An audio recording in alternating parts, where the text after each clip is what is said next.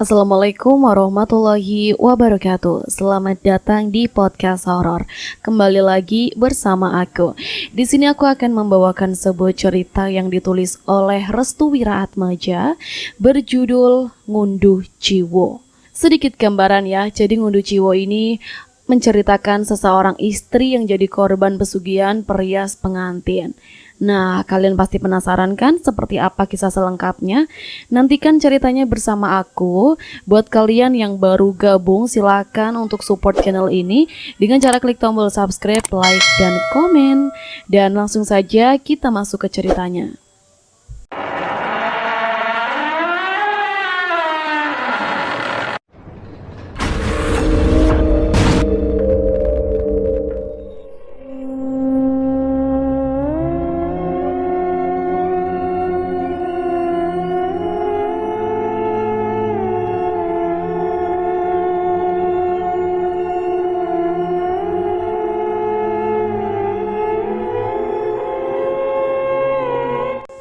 Jawa Tengah.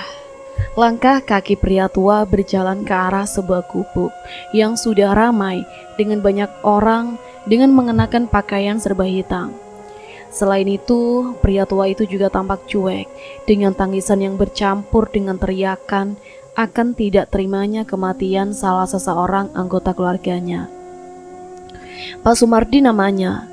Dia adalah salah satu orang di desa Tapakromo, atau bukan nama asli sebenarnya, yang berprofesi sebagai lebe atau orang yang biasa melayani desa yang ditunjuk langsung oleh kepala desa.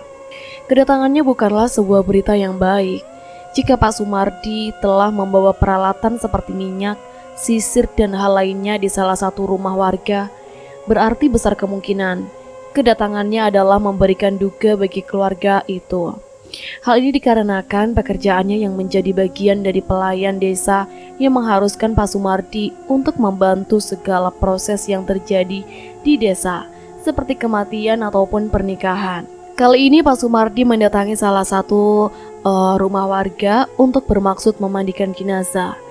Namun karena memang jenazahnya wanita, biasanya Pak Sumardi dan juga istrinya hingga para warga menyebut mereka sebagai keluarga lebe. Kedatangan Pak Sumardi dan istrinya disambut hangat oleh keluarga almarhumah. Mereka berdua segera menemui keluarga Eli untuk menanyakan terkait keadaan almarhum dan kapan proses pemandian akan dilaksanakan. Pak Sumardi, ucap dari keluarga almarhumah yang tidak disebutkan namanya. Sudah siap semua? Tanya Pak Sumardi. Pak, bagaimana kalau kita tunda 1 jam dulu Pak? Pinta orang tua almarhum. Ditunda, mengapa memangnya?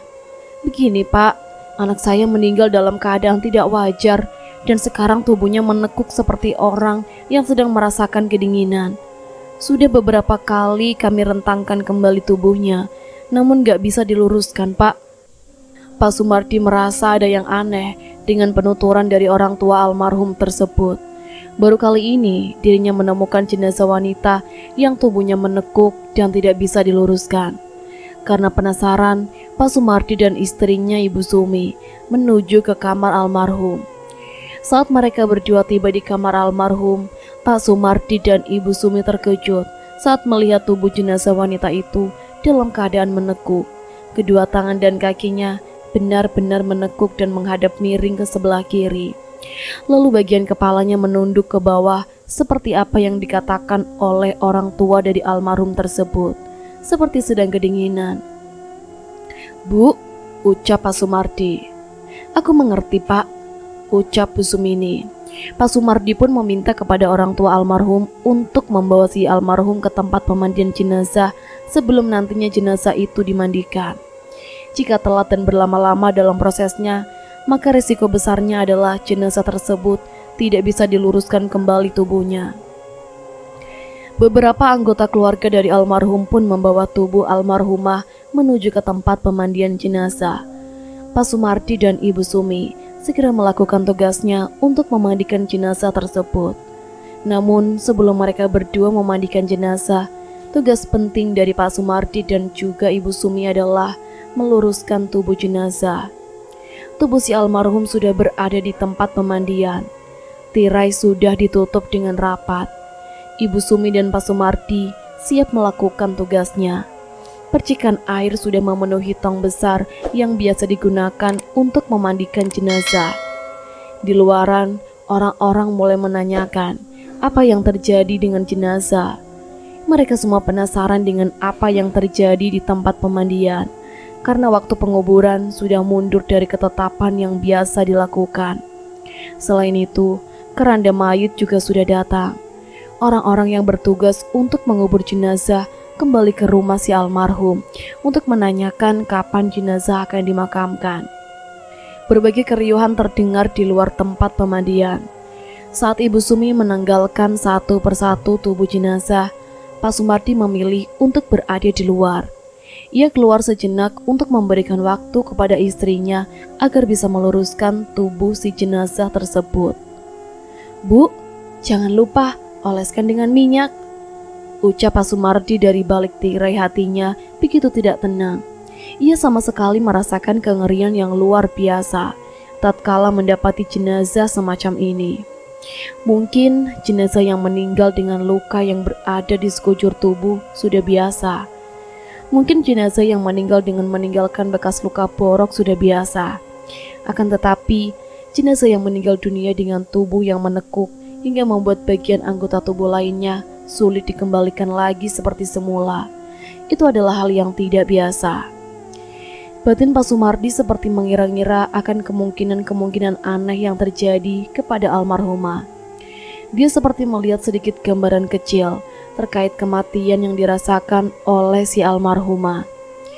Entah karena memang ada sesuatu yang membuatnya seperti itu, atau karena faktor tertentu yang membuat tubuhnya menekuk hingga sulit diluruskan kembali. Selama Ibu Sumi melakukan tugasnya, lehernya sering merasakan hawa merinding yang sangat besar. Di bagian telinganya sering terdengar angin kecil, seolah-olah ada yang meniupnya dari belakang. Lalu muncul bau busuk dari salah satu bagian sensitif dari si jenazah itu. Ibu Sumi berpikir bau busuk tersebut dikarenakan kotoran dari si jenazah yang belum dikeluarkan. Jadi, Ibu Sumi tidak ingin memiliki pemikiran buruk terkait bebauan itu. Telapak tangan Bu Sumi mulai dioleskan dengan sebuah minyak. Minyaknya minyak khusus, entah jenis apa, tapi minyak tersebut sangatlah ampuh untuk meluruskan tubuh jenazah yang menekuk atau memang mampu meluruskan bagian-bagian lainnya. Setelah dioleskan ke telapak tangan, mula-mula Ibu Sumi mulai meluruskan bagian tangan. Ia sangat telaten hingga mengurat tangan tersebut beberapa kali. Alhasil, tangan dari si jenazah tersebut menjadi lemas yang awalnya sangat keras. Kondisi tangan yang menekuk kini bisa diluruskan kembali seperti semula. Dari tangan, Ibu Sumi kembali melanjutkan pengolesan minyak itu ke bagian kaki. Di bagian inilah, Ibu Sumi merasa tubuhnya berat. Risiko yang besar saat dirinya memandikan jenazah adalah dia juga merasakan hal yang sama seperti apa yang dirasakan jenazah. Sempat Ibu Sumi mengucapkan sesuatu, seperti merasa kesakitan. Pak Sumardi pun segera menanyakan apa yang terjadi di tempat pemandian itu. "Bu, aman toh?" Aman Pak, masih aman dak? Sebentar lagi kelar Pak." Dengan terpaksa Pak Sumardi kembali mengurungkan niatnya untuk membantu. Dia terkadang khawatir jika istrinya terlalu menekankan diri untuk membantunya. Akan tetapi bentuk kesetiaan yang dilakukan oleh Ibu Sumi benar-benar membuat Pak Sumardi sangat menjaganya. 5 menit berlalu, Ibu Sumi sudah berhasil meluruskan bagian kakinya. Kini ia segera melakukan langkah terakhir, yaitu mengembalikan posisi kepala si jenazah yang menunduk ke bagian bawah. Hati Ibu Sumi sempat terheran-heran dengan jenazah ini. "Apa yang membuatmu seperti ini, Duk? Mengapa setiap bagian tubuhmu serasa ditekan oleh sesuatu dan diikat satu sama lain? Apa yang membuatmu seperti ini, Duk?" Hati nurani Ibu Sumi benar-benar terketuk saat melihat tubuh si jenazah yang tidak normal, seperti yang pernah ia mandikan sebelum-sebelumnya. Ia kembali mengoleskan telapak tangannya dengan minyak tersebut dan segera mengurut bagian leher si jenazah agar posisinya kembali seperti semula. Saat dimana jari jemarinya mengurut leher si jenazah, Tiba-tiba, Ibu Sumi seperti ditekan oleh sesuatu, hingga dirinya merasa kesakitan. Astagfirullah, leherku. Pak Sumardi yang mendengar hal itu kembali terperanjat dan bangkit dari duduknya. Ia tampak tidak tenang setelah mendengar keluhan dari suara istrinya yang sedang membereskan bagian terakhir dari jenazah tersebut. Bu, bagaimana? Ada apa, Bu? Tanya Pak Sumardi dengan nada yang penuh kekhawatiran. Gak apa-apa, Pak. Aman-aman aja. Sebentar lagi selesai. Ibu Sumi segera melanjutkan pekerjaannya. Dia menguatkan diri sebisa mungkin untuk bisa menyelesaikan pekerjaannya dengan baik. Suara percikan air yang awalnya mengalir, kini tiba-tiba terhenti. Keanehan mulai terjadi saat Ibu Sumi memperhatikan tiap tetes air yang menetes dari selang yang diletakkan di tong pemandian. Dari luaran ia mendengar suara kaki yang digesrekkan secara perlahan. Bunyinya sangat berirama, hingga membuat bulu kuduk Ibu Sumi merinding dibuatnya. Perlahan Ibu Sumi meletakkan kepala jenazah tersebut. Dia melihat ada sosok bayangan hitam yang berada di bagian samping kanan tirai. Ibu Sumi paham betul jika suaminya berada di bagian sebelah kiri, sedangkan di bagian kanan adalah bagian yang tidak bisa terjamah oleh siapapun karena lokasinya berdekatan dengan perkebunan. Sedangkan bagian kirinya adalah bagian yang bisa dimasuki oleh para warga. Lantunan doa terus-menerus diucapkan Ibu Sumi dalam hati. Bibirnya yang semula kering, kini akhirnya terbasahkan dengan air liur mulutnya karena pergerakan dari mulut Ibu Sumi terhadap bacaan doa yang dilantunkannya tanpa suara. Suara itu tampaknya berhenti saat berada tepat di belakang tirai. Ibu Sumi memperhatikan bentukan kaki dengan cara menundukkan kepalanya ke bawah. Matanya benar-benar jeli saat melihat bagian dari ujung kaki hingga mendapati sebuah keanehan yang terjadi. Bulu kuduknya seakan-akan berdiri lebih dulu sebelum dirinya melihat secara lengkap keseluruhan tubuh seseorang yang tengah berdiri di bagian kanan tirai pemandian. Jantung Ibu Sumi berdegup kencang, napasnya mulai tidak stabil. Bibirnya terus-menerus digerakkan dengan membaca bacaan doa untuk memohon perlindungan dari gangguan-gangguan aneh yang sedang dirasakannya. Kedua tangan Ibu Sumi tiba-tiba menjadi lemas saat dirinya mendengar sesuatu dari tempat si jenazah tersebut ditidurkan. Bunyi gerakan tulang yang benar-benar jelas dan penampakan sebuah kaki yang seluruh bagiannya mirip seperti kaki si jenazah tersebut. 2 kali suara tulang itu berbunyi, seakan-akan telah membuat telinga si Ibu Sumi enggan mendengar apapun lagi. Dia tahu suara itu benar-benar dari si jenazah, seakan menaklukkan rasa takutnya. Ibu Sumi memberanikan diri mengangkat wajahnya ke atas. Dan apa yang terjadi? Posisi wajah dari jenazah tersebut telah menghadap ke arah Ibu Sumi. Jenazah tersebut seperti memelintir lehernya sendiri hingga mampu melihat seluruh tubuh Ibu Sumi secara langsung yang sedang memantau hal lain di sekitarnya. Sorot matanya yang awalnya terpejam, kini tatapannya menatap tajam ke arah Ibu Sumi dengan tatapan yang sangat mengerikan. Ibu Sumi langsung berteriak karena itu. Dia kemudian menutupi wajahnya dengan kedua tangan, menjatuhkan diri di dekat tirai hingga membuat tirai bergerak karena tertimpa beban berat tubuh Ibu Sumi. Teriakan itu pun membuat Pak Sumardi langsung menerobos masuk ke dalam tempat pemandian. Dia terkejut saat melihat istrinya sudah menutup wajahnya dengan kedua tangan sembari mengatakan, "Jangan ganggu aku, kamu sudah mati, kamu sudah tidak ada lagi di dunia." "Bu, Ibu, ada apa, Bu?" Pak Sumardi segera menutup jenazah tersebut menggunakan kain jarik. Dia tidak mau jika kedatangan kehebohan ini mengundang banyak orang.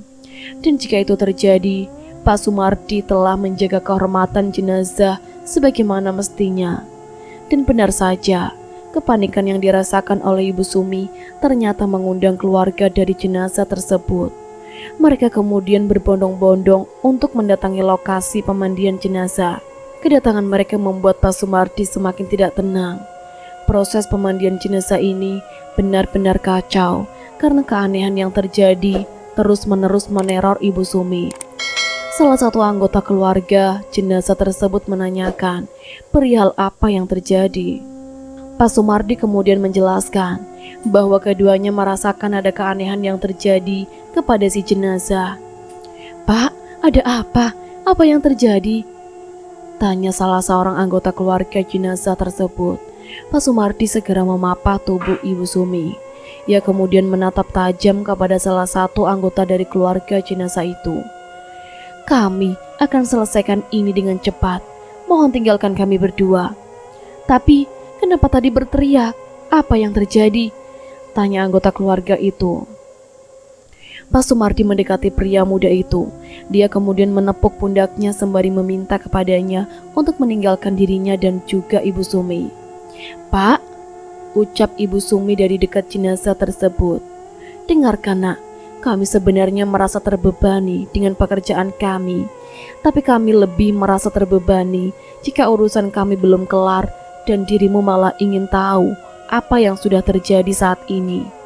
Tapi bagaimana jadinya jika dirimu terkena gangguan aneh dari hal gaib?" Pemuda tersebut langsung memundurkan diri. Dia seperti merasa ketakutan tatkala Pak Sumardi menjelaskan bahwa yang baru saja terjadi adalah oleh karena gangguan gaib yang baru saja menyerang Ibu Sumi secara nyata. Kepergian dari pemuda itu membuat Pak Sumardi dan Ibu Sumi semakin tenang.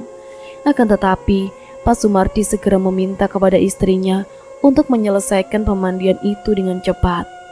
"Cepat selesaikan, ada yang tidak beres dengan jenazah ini." "Iya Pak, ada yang tidak beres dengan jenazah ini." Kali ini pemandian pun berhasil dipercepat tatkala dibantu oleh Pak Sumardi. Mereka berdua juga segera mengkafani, memandikan setiap bagian-bagian dari jenazah itu. Walau ada banyak kejanggalan dari jenazah wanita yang mereka mandikan, tapi keduanya benar-benar tutup mulut akan hal itu. Mereka tidak menginginkan adanya kecurigaan dari para warga sehingga membuat aib dari jenazah tersebut menjadi tersebar ke seluruh penjuru warga desa Tapakromo. Langkah selanjutnya, mereka berdua segera mengkafani jenazah si wanita itu.